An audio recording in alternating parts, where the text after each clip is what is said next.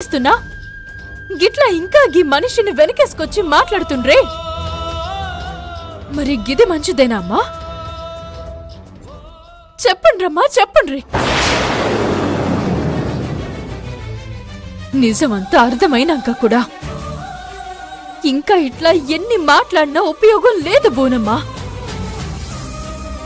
అమ్మా కావేరి,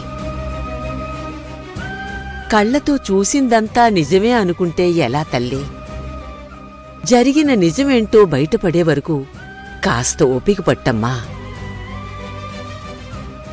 నీకేమైందోనని అక్కడ మీ అమ్మ భయపడుతూ ఉంటుంది. ముందొకసారి మీ అమ్మకు ఫోన్ చేసి నాకేం కాలేదని మీ అమ్మకో మాట చెప్పు తల్లి.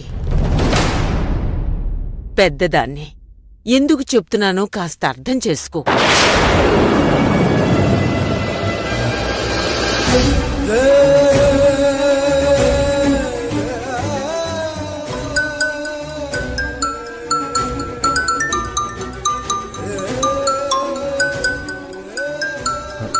అత్తయ్య, కావేరి ఫోన్ నుంచి కాల్ వస్తుంది.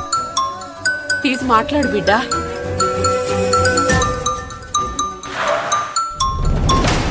అమ్మా కావేరి.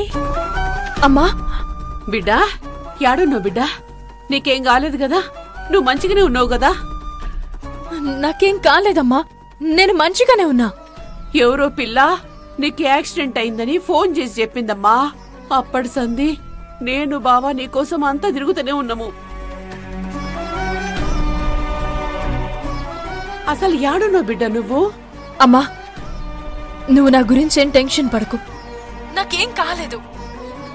నేనన్నీ ఇంటికొచ్చి చెప్తా గాని మీరు ప్రశాంతంగా ఇంటికి పోండ్రే. జల్దీ రా బిడ్డా. ఉంటా అమ్మా.